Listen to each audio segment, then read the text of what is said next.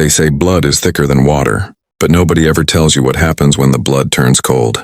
Nobody warns you about the specific kind of pain that comes not from a stranger's cruelty, but from your own brother looking you in the eye at a family dinner table, in front of everyone who shares your last name, and telling you that you don't deserve it, that you never did. And nobody prepares you for what happens when the oldest man in the room, the one who has been silent for 30 years about something nobody knew he was carrying, finally decides that the truth has waited long enough. Stay with me, because this story doesn't end where you think it does, and the revelation at the center of it will reframe everything you thought you understood about family, legacy, and who actually gets to decide what a name means. Marcus Webb was 31 years old the night his brother said it.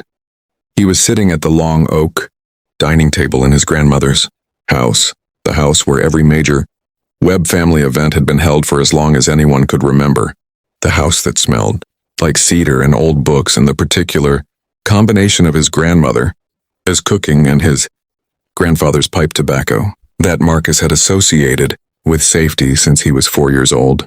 The table was full.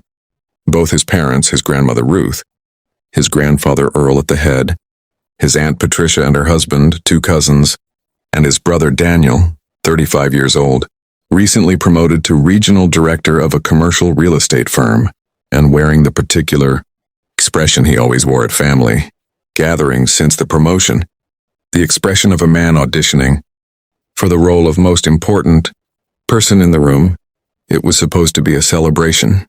Marcus had just passed his licensing exam to become a certified electrician after 2 years of apprenticeship work that had followed a period in his life nobody at that table liked to discuss directly. He had worked for it. Every early morning, every technical manual, every hour logged under a journeyman who called him son by the 3rd month and meant it.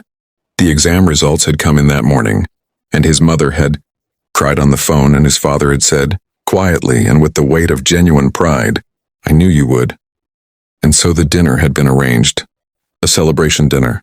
The whole family, the long table, the good dishes that only came out for things that mattered. It was going well until Daniel had his 3rd glass of wine. It started the way these things always start, not with a declaration but with a tone. A comment about Marcus's timeline that had a smile on the outside and a blade underneath. Something about how it was great, that he was finally getting started. Something about how some people find their path a little later than others. The kind of sentences that are grammatically complimentary and emotionally designed to diminish. Marcus had heard them before in various configurations at various family events for most of his adult life. He had learned to let them pass the way you let a cold wind pass. Acknowledge it. Don't grab it, keep moving.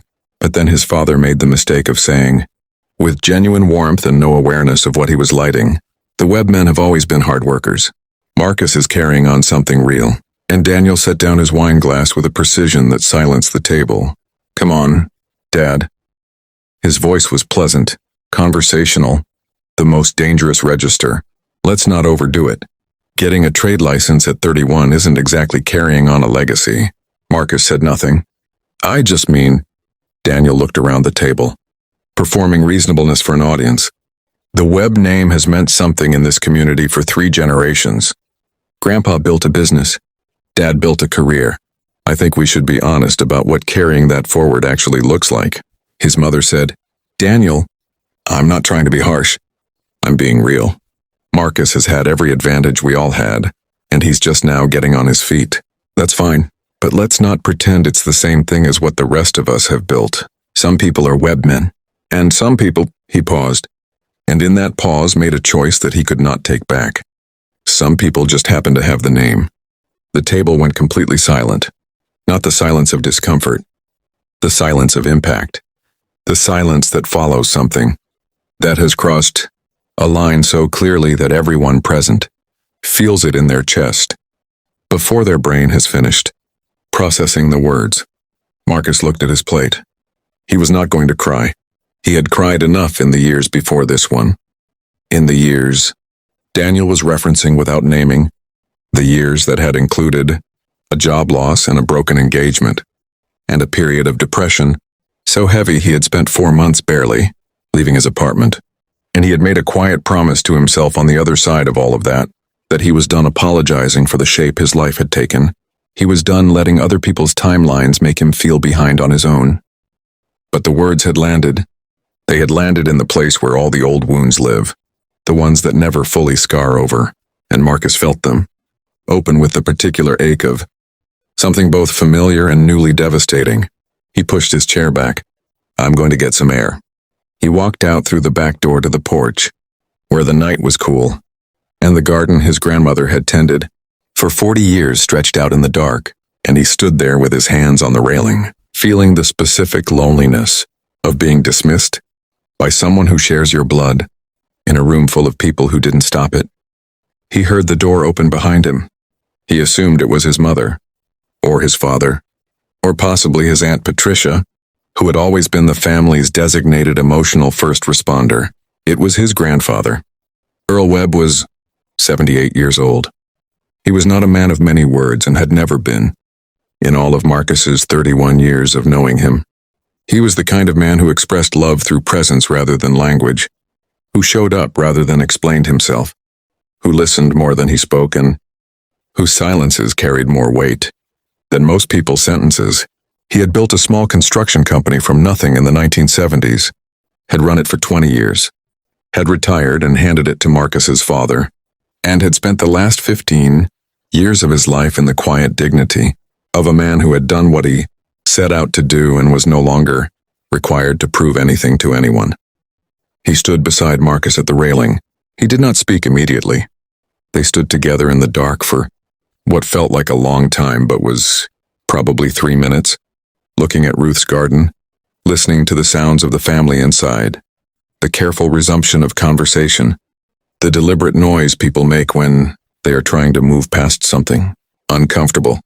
Then Earl said, without preamble, without drama, in the same tone he might use to comment on the weather, "I need to tell you something. I should have told you a long time ago.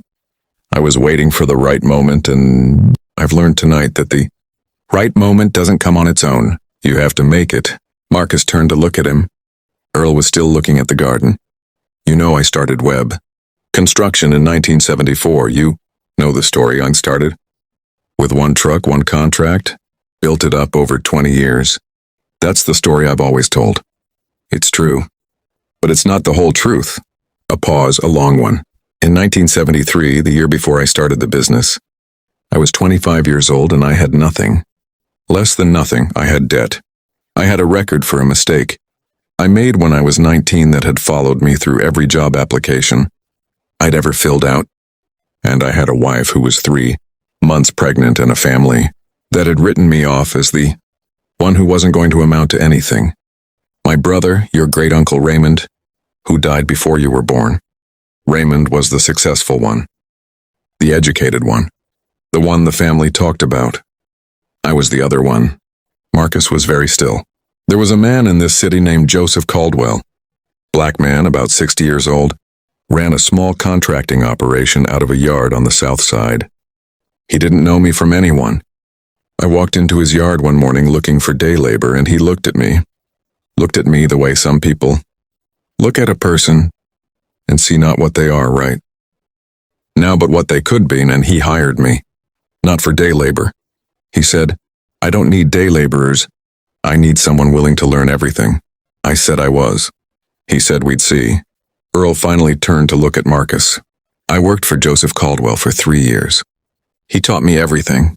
Contracts, estimates, client relationships, how to read a job site, how to manage a crew, how to handle money, how to handle setbacks. Everything the business school couldn't have taught me because it wouldn't have let me in the door. And when I told him I wanted to start my own operation, he didn't just let me go. He gave me his first 3 client referrals. He handed me the beginning of Webb Construction with his own hands and told me to build something worth the name I put on it. The night was very quiet around them. Nobody in this family knows that story. Not your father. Not Daniel. Not your grandmother. God help me, because I was a proud and stupid young man who thought the story was better. If it started with me, I let the family believe I built it from nothing because Nothing felt more honest than the truth, which was that I built it from someone else's belief in me, when my own family had none. Earl put his hand on the railing. His hands were large, and scarred in the way that a lifetime of physical work scars hands. Not brutally, but beautifully, the way wood grains under pressure. I am telling you this tonight because of what your brother said in there, and because I need you to understand something that I understand better than anyone at that table. The web name doesn't mean what Daniel thinks it means. It doesn't mean a straight line. It doesn't mean a resume that looks impressive from the outside. What it means, and what I built it to mean, with Joseph Caldwell's help, is that you get back up. That's it. That's the whole inheritance. You fall down, you stay down as long as you need to, and then you get back up and you build something true. He looked at Marcus with the full weight of 78 years of a life that had included failure and pride, and silence and regret and love. You are the most web man in that room. Do you understand me? The most, not because of your license, though I am proud of that, but because of where you're standing tonight, back, on your feet after years that would have kept lesser men down permanently. I know what those years cost you. I know what getting through them required. And I am telling you, from someone who knows exactly what it is, to be the one the family doesn't expect much from me. The view from the other side of that is something Daniel will never understand, because he has never once had to rebuild himself from the ground up. Marcus could not speak. He was 31 years old and he was crying in his grandfather's garden, and he did not feel ashamed of it. He felt for the first time in longer than he could precisely locate, entirely seen. Earl put his hand on Marcus's shoulder, kept it there, did not rush the moment. There's one more thing, Earl said, and this is the part I need you to really hear. He reached into the inside pocket of his jacket. The good jacket he wore to family dinners, the dark wool one that always smelled faintly of cedar. And he withdrew an envelope, old, not ancient, but old, the paper slightly yellowed at the edges, the handwriting on the front in a style that spoke of an era when people wrote letters with the understanding that they might be read more than once. On the front of the envelope, in handwriting Marcus did not recognize, were two words. For Webb. Joseph Caldwell passed away in 2019, Earl said. His daughter found this in his papers and mailed it to me. He wrote it years before he died. I've read it more times than I can count, and I've never known what to do with it. Whether to keep it private or share it or what. Tonight I know what to do with it. He held the envelope out to Marcus. Marcus took it with both hands. Inside was a single page, handwritten, dated 2011. Joseph Caldwell's handwriting was unhurried and clear, the handwriting of a man who chose his words carefully and meant each one. It said Agan Marcus would later commit this to memory so completely that he could recite it without the paper in front of him. It said that of all the young men Joseph had taken a chance on in 40 years of running a contracting business, Earl Webb was the one he thought of most often. Not because Earl had been the most talented or the most educated or the most immediately impressive, but because Earl had been the most honest about how lost he was, and the most willing to be found. He said that the business Earl built was not something Joseph had given him. It was something Earl had already had inside him and simply needed someone to believe in long enough for him to locate it himself. He said he was proud of what the Webb name had come to mean in that city. And he said, and this was the line that broke Marcus open completely, he said, I hope whoever carries that name next knows they come from a man who was humble enough to need help and brave enough to ask for it. That's rarer than talent. That's rarer than everything. Marcus stood on his grandfather's porch holding a dead man's letter and understanding, with the full force of sudden and irreversible clarity, that he had spent years measuring himself against a version of the family legacy that had never been real. The real one was this: a man who had been written off, a stranger who believed anyway, a business built from borrowed faith that became something true, and a letter, written in 2011, that described Marcus Webb, his losses, his humility, his willingness to start over, more accurately than it described anyone else at that table. They went back inside together, Earl and Marcus. Earl sat back down at the head of the table with the unhurried ease of a man who has just done something important and feels clean for having done it. Marcus sat in his chair. He did not look at Daniel immediately. He picked up his fork. He took a breath. Then his grandfather, without raising his voice, without any detectable shift in his usual quiet register, said to the table, "I told Marcus something tonight I should have said a long time ago. I told him what the web name actually comes from. If the rest of you want to know, ask me sometime. It's a good story." He picked up his own fork. "The food's getting cold." Daniel said nothing for the rest of the dinner. Whether it was because he sensed that something had shifted in the room's architecture, and he no longer held the position he thought he did, or whether he was simply processing the expression on Marcus's face when Marcus finally looked at him across the table, an expression that was not angry, not wounded, not performing strength, but simply settled. The expression of a man who has just been given something no one can take back. Whatever the reason, Daniel was quiet. And in that quiet, Marcus ate his dinner and felt the weight of a name he had spent years wondering if he deserved settle around him like something that had always belonged there and was only now being acknowledged. He called his grandfather the following Sunday. They talked for 2 hours. It was the longest conversation they had ever had. Earl told him more about Joseph Caldwell, about the yard on the south side, about the lessons, about the 3 client referrals that became the foundation of everything.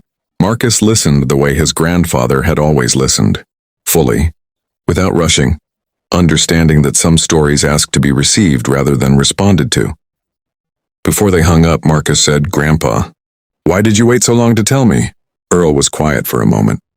Then he said, "Because I was still a proud and stupid young man about it, even at 78. Your brother's words tonight embarrassed me in a way nothing has in years, not because they were true, because they reminded me of every time someone said something like that about me, and how much it would have meant to have had someone at that table say what I said to you tonight. I should have been that person sooner.